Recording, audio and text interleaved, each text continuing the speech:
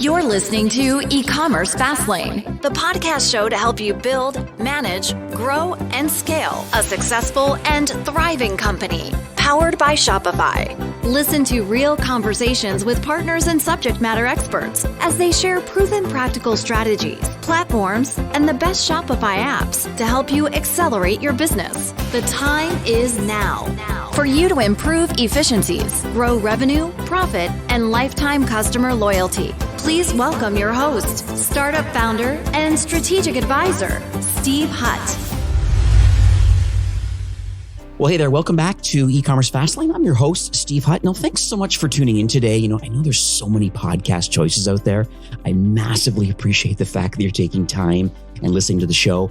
We're on all of your favorite podcast apps, including Apple and Spotify and YouTube. We're also streaming now live on Amazon Music. So if you consume any of your podcasts on Amazon, you're a Prime member, I believe you get access to Amazon Music. You can actually like and subscribe directly there and get notified when a new show is being released, like today's episode.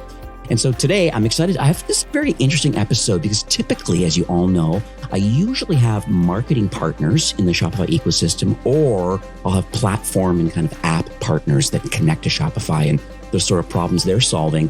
Decided to flip it a bit today because now there's been some growing demand for understanding kind of the entrepreneurial story behind brands that are on Shopify or other platforms, and they're making their way over to Shopify. And that's exactly my guest today. And his name is Alex Back, and he's the CEO and founder of a company called, I love this name, Couch.com.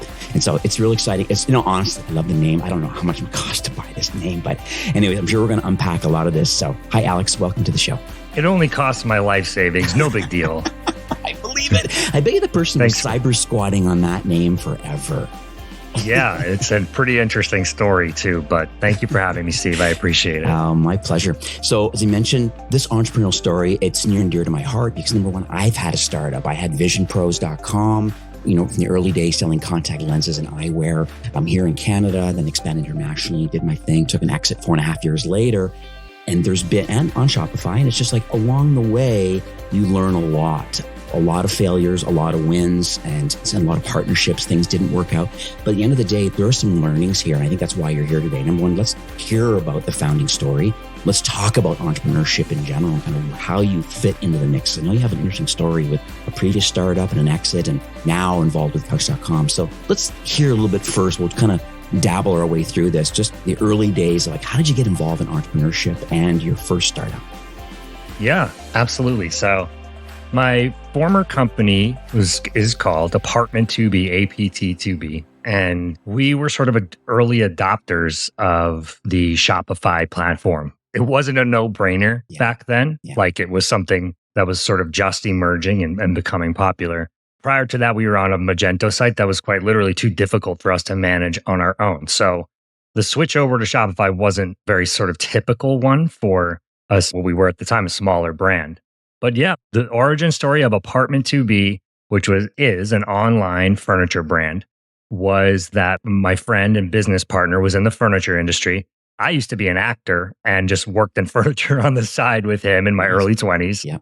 And he had this great idea. The idea was simply to sell furniture online. Imagine that. Because there was nobody doing it back then. Yeah. Amazing, right? Yeah. And that came from him being a sales rep. He was selling reclining couches to brands in California. He got an email one day from somebody at a company he had never heard of called CSN. Okay. And CSN was looking to open up an online account. So he reached out to the headquarters in Mississippi, super old school furniture, legacy manufacturer. Mm-hmm. And said, hey, can I open these guys up? They're like, well, we don't have an online division, but yeah, go for it. I mean, we'll see how it goes. So he opened up the account, did very little, just basically provided data, images, and things like that. One day he wakes up to an order. He's like, whoa, this is actually working. The next day, 3 orders, the next day, 10. And it sort of ballooned into something really big. CSN then became Wayfair, as we all may know. So we saw the writing was on the wall that there was some real power behind bringing furniture online. And that's really basically where we started. We just figured it out along the way. Thankfully, we got into the Shopify platform when we did because it opened up so many doors for us. We were sort of furniture guys with a knack for marketing. certainly not technically inclined at the time, although I've learned many tricks along the way, Yeah, as we think we all have. right. But yeah, it was slow going. Luckily, we didn't have that much competition for a few years, so we had time. We were pretty ahead of the game as an independent furniture retailer, and we're able to figure it out. So we stayed in the game long enough, played a slow and steady bootstrapped approach, Yeah. and eventually grew our company to the point of acquisition in 2018 by a sort of a mid-major furniture retail chain located in the Midwest. Okay. And they wanted to bolster their online presence and invest in a growing brand. And it was sort of a perfect match. We leveraged all of their logistics and operations capabilities, their buying power. We started selling different types of products for better margin and things of that nature. Some things worked, some things didn't. And I stayed on as COO for 4 years and grew the company immensely during that time. And then I left and started Couch.com, the place to find a couch. So Couch.com. Okay, this is a phenomenal name, let's be honest. And I know like over the years, I've squatted on a few names too that I'm, you know how entrepreneurs, we always kind of think about, hey, maybe in the future, this might be valuable. And, like I own some names like cashlottery.com. People say, why do you want to own Cash Lottery for us? Fun. Well, I don't know. I think at some point, like I've had it for 20 years, at some point there's a value to that. Who knows what that could be? And I'm sure someone sat on Couch.com for a while too. Like, can you walk us through just quickly? Because I'm guaranteed there's people that when they start a brand new brand and having an exact match term like this from an SEO perspective is very interesting. And so I just want to hear your mindset around the process that happened to actually acquire this domain, because I think there's others listening that, hey, they have an idea for a brand, but they go to GoDaddy or, some kind of tool and start doing some searches, and they find that a lot of them are taken and they're forced to have to go with a .co or others, or not exactly what they're looking for. So just want to understand your mindset around this domain and then how you're able to acquire it. Yeah, absolutely. So somebody in my network reached out to me. They knew I was looking for a new opportunity after I left my former company. And at first I looked and I saw the price tag and I was like, well, that's not happening. And I moved on. Yeah. But then I actually was on a solo trip in Europe, in Norway, and I was sort of finding myself. And I had an aha moment that we all sort of hope and pray for. Yeah. Where I saw the vision for what this could be, and then sort of got myself pumped up enough to realize that I didn't know of anybody else in my network, in the furniture industry or otherwise, that could really do as much with this than I could. Right. So I thought, I was like, wow, I'm really uniquely poised. There's maybe a short list of people. So I was like, okay, let me really dive into this. And I started working through a broker. I started contacting the broker. The broker was fantastic and really was able to speak with me eloquently about the ins and outs of the domain and how it would work and things of that nature. Obviously, I started negotiating immediately, mostly to no avail, because the domain was owned, or it was owned by somebody who was very wealthy. They actually were part of the team. He and his brother created the product that became Google AdSense. And they sold it to Google about, I think, around 20 years ago for a lot of money. So negotiating and trying to get him to take a haircut on this specific domain was not easy. However, he is an entrepreneur, as am I, and we sort of came together. I pitched the idea that I had. He liked it, and we sort of made a deal to structure it financially in a way that made sense for both of us. So I'm very happy about that, and I'm super excited to have this domain, which has an X factor that has already been advantageous for us in our early existence. Oh, 100%. Because I know when you sent your message to me, and then I saw that you're kind of in the early days, did some SEO research and kind of seeing where you fit in the market. And then when I started digging in deeper about Apartment 2B and said, okay, well, this is interesting. This is where Alex is right now and has made the right choice, definitely in the URL. And then that's a great building blocks now moving forward. And so exciting. Kudos to you. And I think it's interesting that were able to make a financial arrangement as far as still getting ownership to it, having some kind of legal agreement, potentially on the upside of profitability and growth and a lot of different things. Who knows how it's completely structured? That's kind of confidential, but there is outright acquisition prices. Like, for example, there's a public case study out about retention.com being purchased, for upwards of $800,000. Hmm. And the answer was no, not in Hope and Life. But then, at the end of the day, they made a decision that is better off I own it based on what their platform does. And he did pay the $800,000 to buy it. And same thing, half mortgaging your house and a lot of savings. But at the end of the day, he owns retention.com now, right? Which is what everybody wants to improve their lifetime value. They just retention strategies.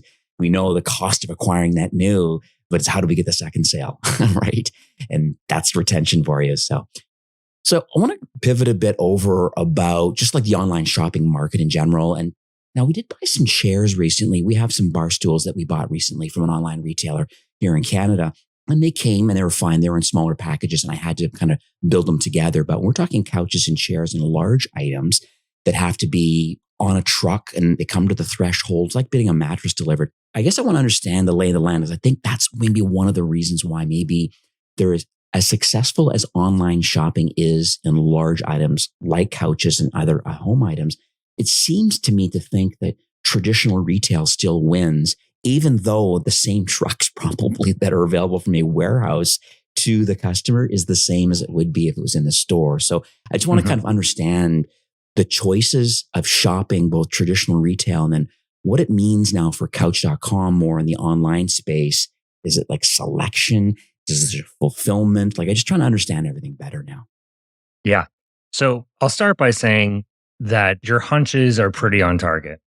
When it comes to the online furniture space, the brands that stick around, because I've seen plenty of them come and go over the last decade and change, the brands that stick around really are very focused on the operations, logistics, and customer care needed to succeed in an online furniture business. A national furniture distribution channel is not easy to manage. And I think to sort of shrug that part of your business off or not give it its due focus is really a major misstep that I've seen a lot. And supply chain is part of that too. Some brands just had, succumbed to supply chain difficulties over the last few years. Some have just not done a great job of keeping their online reputation very clean. Right. And I think that was sort of cornerstone to our ability to be competitive at Apartment 2B was really focusing on those things and having those buttoned up. So that's something I'm pretty proud of. What's interesting also, and sort of proof of both your hunches and what I just talked us through, is the fact that about 80% of the commerce in the furniture industry is still done on the brick and mortar level. That is a very, very large percentage.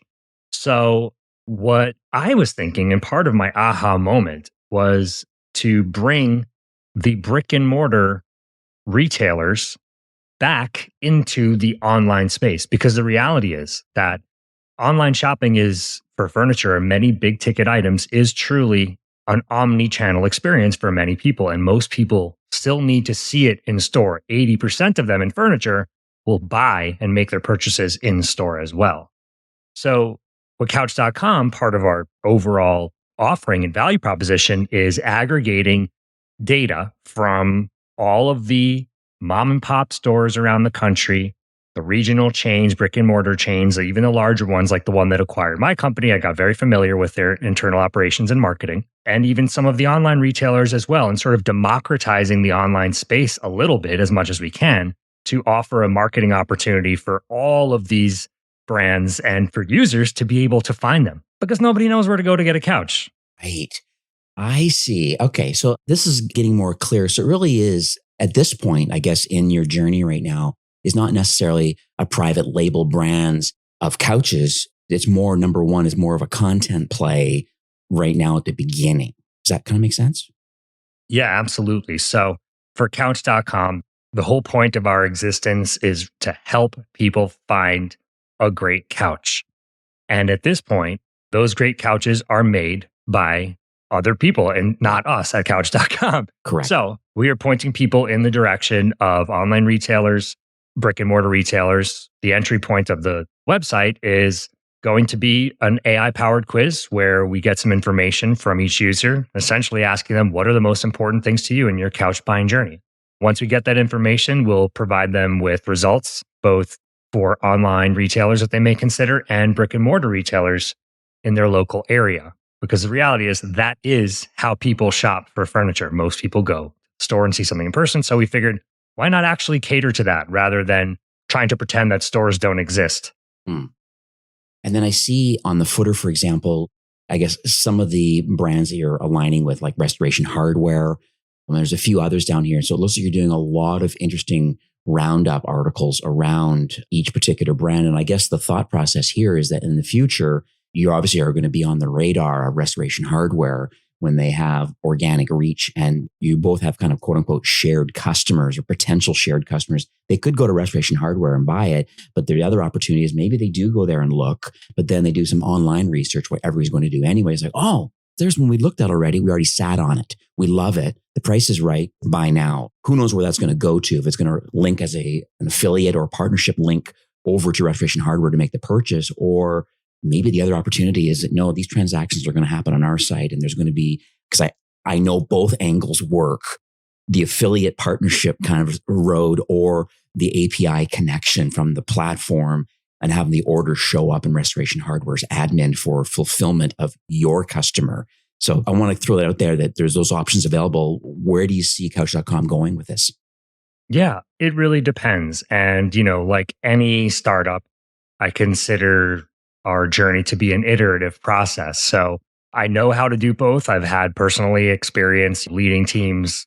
I've had a lot of experience in affiliate marketing. I've had a lot of experience in retailing on marketplaces and being a partner. So we really could go either way. The one differentiator is that if you take people's money, you have to be ready to serve them, even if you're not the one delivering the furniture, making it, or anything else. Correct. And our industry is still, with any sort of national distribution of big ticket or large bulky items, it's a very high touch endeavor. So, and a lot of things go wrong, tons of challenges. Yeah, 100%. So all that to say, I think there's a lot more margin and potentially a better financial opportunity, but you have to weigh that against what sort of operational infrastructure we might need to be able to support and serve that. Right.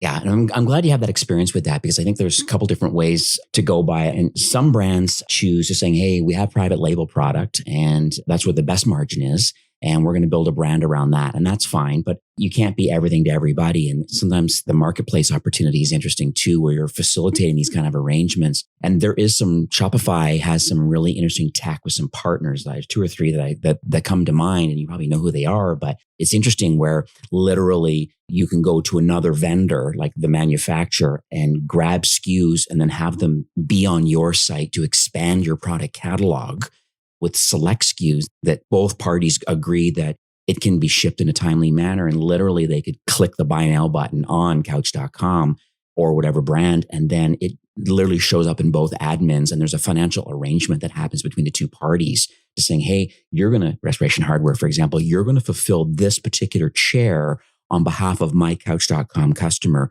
My Couch.com customer knows that because they got a receipt from me. They know exactly what's coming. And just how it all flows through technology and APIs now, that works like very, very well. As you're probably well aware, a lot of my listeners maybe don't realize that opportunity is there if you really can expand your product mix without having to buy inventory. Yeah, and I have a lot to say about this. I think I started thinking and sort of organically about this years ago when, as a furniture retailer, we did a fantastic job producing, shipping, selling, marketing couches. However, the other product categories, we never really crushed it. I mean, we did well, and we had, we'd come out with certain items that would be super hot or would gain traction, be written about, et cetera. But I always kind of had this idea in my head, like, why don't we just partner with someone who really does a good job of this? A great example is outdoor furniture. We never were able to sell outdoor furniture. So you see this more and more today with greater technological offerings, as you just talked about. But you see sort of like situations where an outdoor furniture company will have a placement, so to speak, on an indoor furniture company, and they would literally just use each other or leverage each other's audience and operational infrastructure to sell more furniture. I think it's great. Yeah. I just think other opportunity here, and once again, I'm spitballing some ideas that, this might open up some of our listeners' ideas about the influencer side of the market too.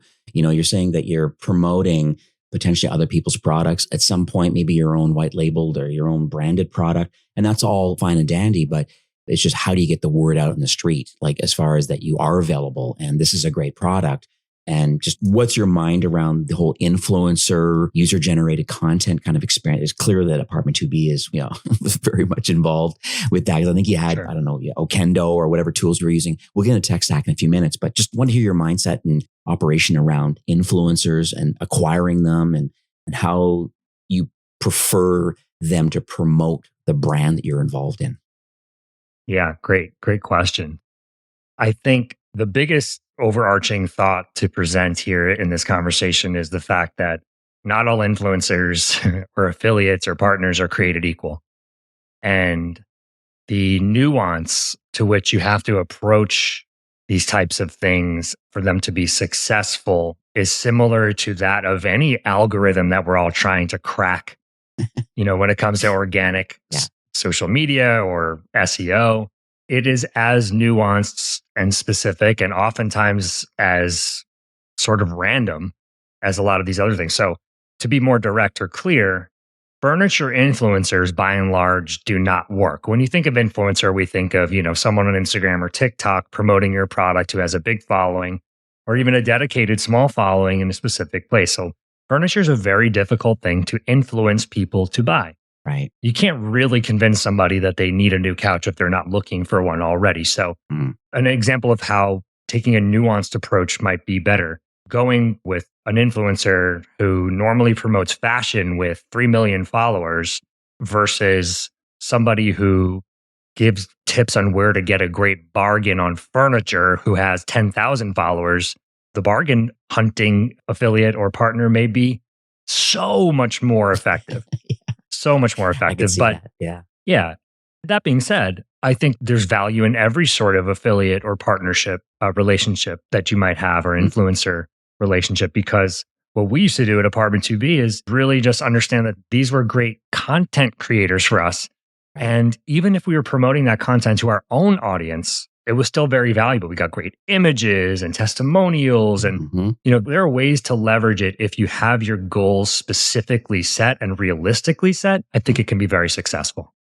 I agree on the UGC part too. A lot of brands I've managed, they were able to forge great relationships. And there is some tech out there too that can help facilitate kind of the legal ownership of UGC created content and then flipping those into ads like on TikTok and on Instagram, Facebook, whatever. And they worked extremely well. I think a lot of it was kind of pandemic fueled, that just kind of, we couldn't go into a studio and spend $5,000 to produce something for a half day. You literally had someone literally do it in their home, but it just was more authentic. And once again, depends on the product that you're trying to sell. At the end of the day, there is technology again to get the rights ownership to that content and have it available and flipping into ads. Because hey, if it's already doing well as an influencer, it'll do really well if it's a paid ad, right? Absolutely. And that's another great way to leverage that type of content. You hit the nail on the head. So I want to talk about tech stack a bit too. That's kind of what I guess over the years I've been having this podcast is people love to understand, get under the hood, so to speak, about what choices people made. Now, currently, I know Apartment 2B definitely was an early Shopify adopter. Since Couch.com is currently more of a content play right now where we're just trying to get a foothold in the marketplace that you really understand everything from where to buy before you buy and couch care and reviews. And you have a lot of great content, like hundreds and hundreds of pages. And so I think over time, that's going to reap a lot of rewards for you, like solving problems. It's the whole EAT algorithm from Google about expertise and authoritativeness and trustworthiness. And I think you're building that with an absolutely fantastic domain name. So kudos to you. That's where you're headed with, at least on the WordPress side. I'm curious to know about what you chose on Apartment 2B for tech stack on the Shopify side. That's the bulk of people listening today. And then what are you kind of applying towards maybe either a headless opportunity on Couch.com or a subdomain with a Shopify store on branded? I'm just curious to kind of where it's headed outside of strictly a content play today. Yeah, absolutely. So being an early adopter of Shopify, it allowed us to be very dialed in to many of these sort of third-party integrated applications and service providers that were just coming up. Right. And we always were very nimble and very willing to be a test audience. We sought out opportunities with people who were emerging and just getting started, whether it was, hey, we need a brand to join for free to be a case study. We have no reviews in the App Store on Shopify. Can we use you? We always said yes to those opportunities if it made sense. Yep. Because it brought us great access to people at the top at places like Klaviyo and Okendo and Attentive text messaging. Octane AI makes fantastic quizzes. They were like the first people who came out. It's a great sort of example. Like they came out, we used their quizzes and they had like a Facebook Messenger integration, which was fantastic back in the day. That's when people were using Facebook Messenger like a ton. Yeah. And we leveraged that for our brand. And we had something really cool and innovative to talk about. We sort of moved away from the quiz strategy for Apartment2B because we had other things. But now in Couch.com, I've been talking to those guys a lot and we're very friendly over the years. I'm part of their sort of collective community. Matt and Ben. Yeah, Matt and Ben. Yeah. So Matt and Ben, they're great guys. And like, I filmed a testimonial video for them like over 10 years ago and we're still talking. And it's relationships like that cultivate them at an early stage. And sometimes they don't amount to anything. And sometimes it can really pay dividends down the road. I love the Octane tool too. I've met Matt and Ben multiple times at multiple conferences. And I'm also part of the same collective that you were involved in. Steve, we're like family. Yeah, see, I had no idea. That's cool. And then was there any opportunity? A lot of people are DMing me about live selling right now currently too. Was Apartment2B ever involved in any kind of live selling kind of product releases or scheduled things with influencers? And if so, were there any tools that were used to do like live selling opportunities?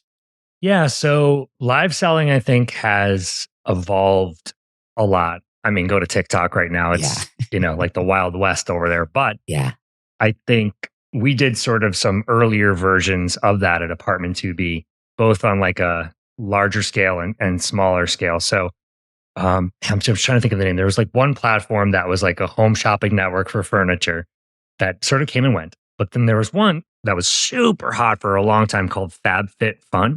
Oh, yeah. And FabFitFun had this like a home shopping network type strategy where they had like literally in LA here where I live and where a business is located, they had a studio and it was run like a live TV studio and had all the bells and whistles. And I remember I went there a number of years ago and we brought a couch and we just wanted to see like, could we sell a couch live on their network? We had tons of engagement. We didn't sell a lot. Again, it's difficult. Furniture is just, it's very specific. So we were sort of cautiously optimistic. Yeah. Then again, there are other situations we've been involved in. Part of our brand building at Apartment2B was being partnered with Costco. And even though Costco wasn't necessarily the most fashion forward, cool brand to be associated with, that's a brand that can sell a lot of product because they have a loyal following. And it's really, so the fundamentals are the same. The loyal following, they're telling them this is a very good deal. They're creating a sense of urgency. It's for a limited time. And then they just leave us to do the rest, which is provide great images, great product, great service. And that was something that worked in person on like, we did road shows here in Los Angeles and all of Southern California, where we would go in for 10 days and sell our couches, like just like they have the hummus people there, giving you free shit. And we did it online, which was immensely successful. Costco.com, sort of these like online events. So not necessarily today's version of live, like influencery type selling, but a good example of how it can really work and how it can have a lot of flair and like a lot of luster attached to it, but maybe not be so conversion focused. Yeah. Very interesting. I'll talk about the Shark Tank side of it too, because I know that a lot of times whenever a Shark Tank deal was closed, one of their claim to fames, like I think Scrub Daddy and there's a few others that actually got in, they're on Shopify, they got into Costco. I think Squatty Potty, you can rattle off all of these kind of products that did extremely well and then direct to consumer, but getting these retail deals. But as soon as you get into Costco or get into Walmart or Target, you've pretty much have kind of made it. And I just remember seeing some of the brands in Costco, like actually like on the shelf physically. I know their online is a little bit more robust with more product that's not on the shelf. But it's so interesting how they angle it. Margins are low, but man, brand awareness is just like through the roof. Through the roof. Yeah. I mean, on in-store, online, there's tons and tons of traffic. So yeah, leveraging traffic where you can, even if maybe it wasn't for us in this specific case, but even if it's a break-even enterprise, I mean, you have to look at things a little bit through different lenses sometimes, like free eyeballs to something. That's why we had products on Amazon.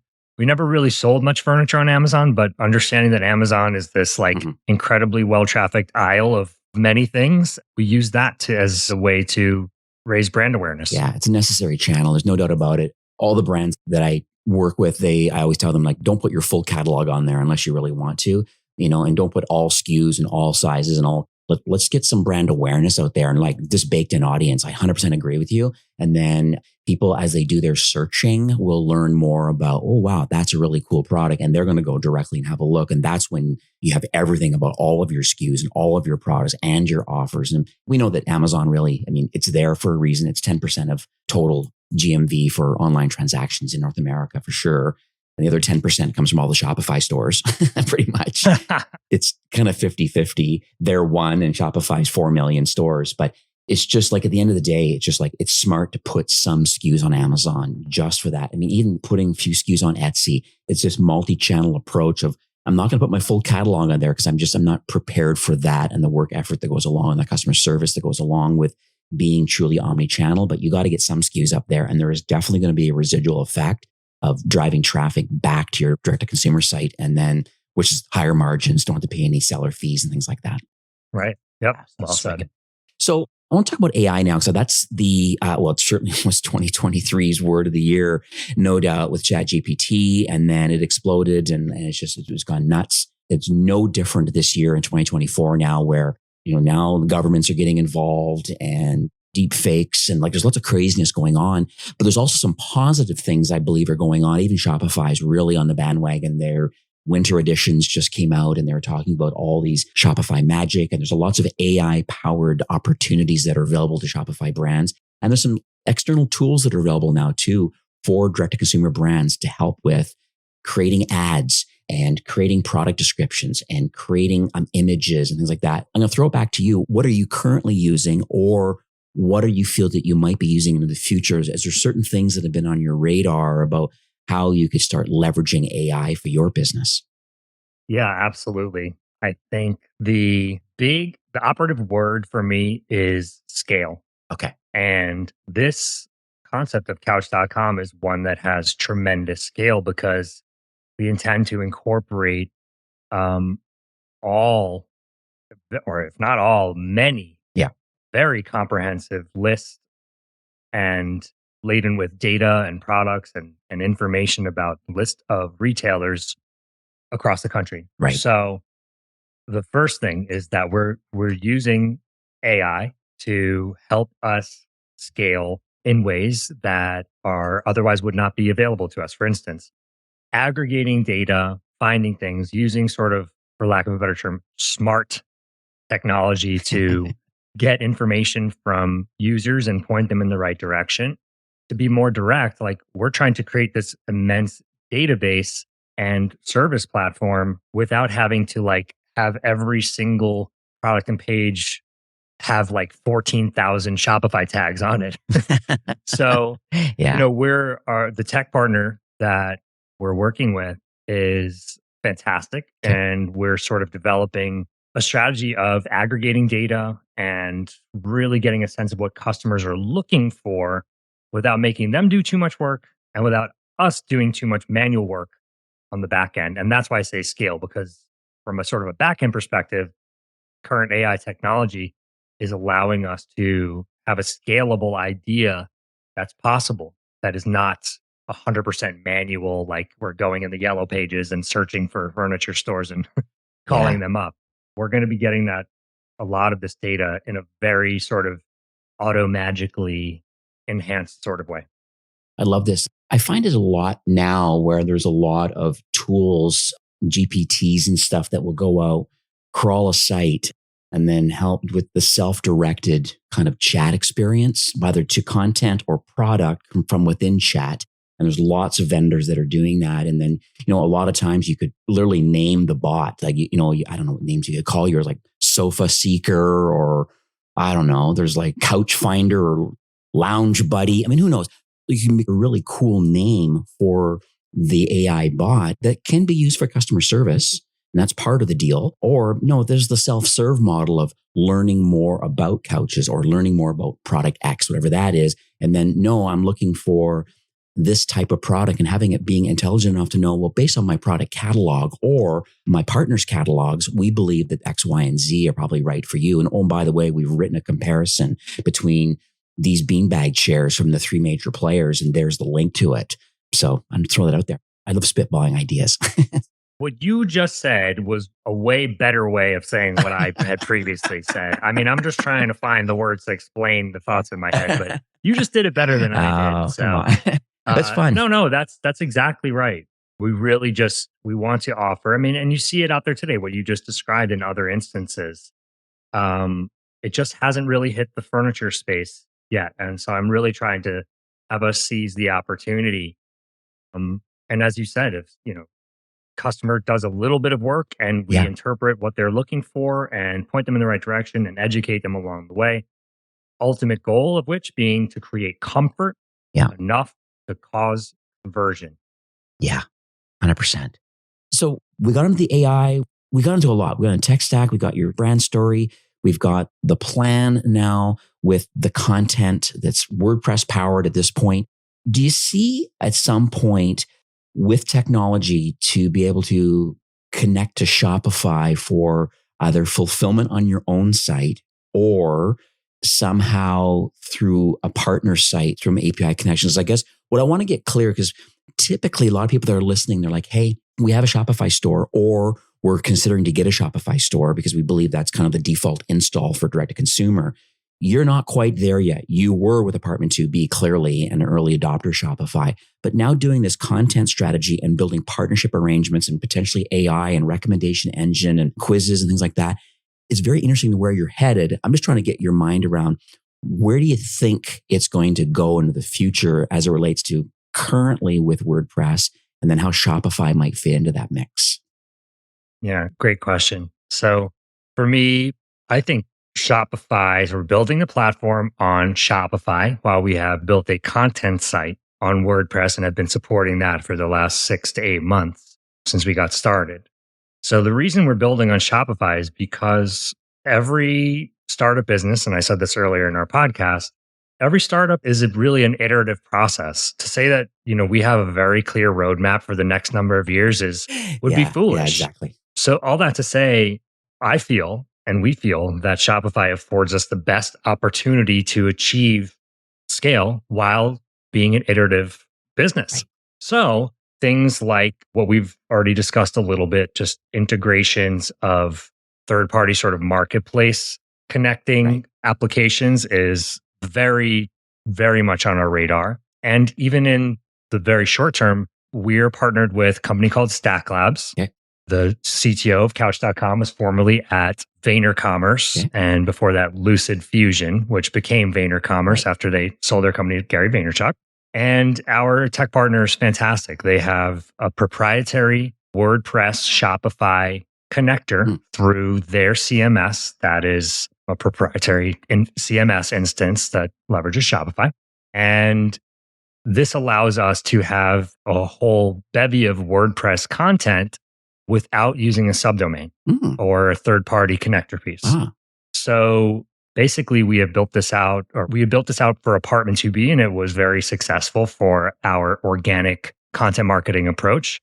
And we intend to do the same for Couch.com. So even though Shopify isn't the obvious choice for a content-heavy website, it's not the fastest. And once we start building it out, it'll likely get slower, for instance. But it affords us the most opportunity to sell product in the future, to market product, and to house all of our content. So it was sort of the meeting of all of the requirements we have as a business right now. Yeah, that's cool. That's good to know that I agree with you that it's really hard to have a roadmap like this, because it would be foolish to know where you're going to be a year from now and 2 years from now, because there's a lot of variables at play, especially when you kind of factor in Google into the mix with kind of Google's new search experience coming soon. And anybody listening, how do you become the natural choice for solving people's problems? And, a lot of it is Google choosing to what they're going to display in their AI. Right now, it's like rolled out to 1% right now as they're testing it, but it's going to take up a lot of the real estate. I mean, SEO is not dead because there still is this whole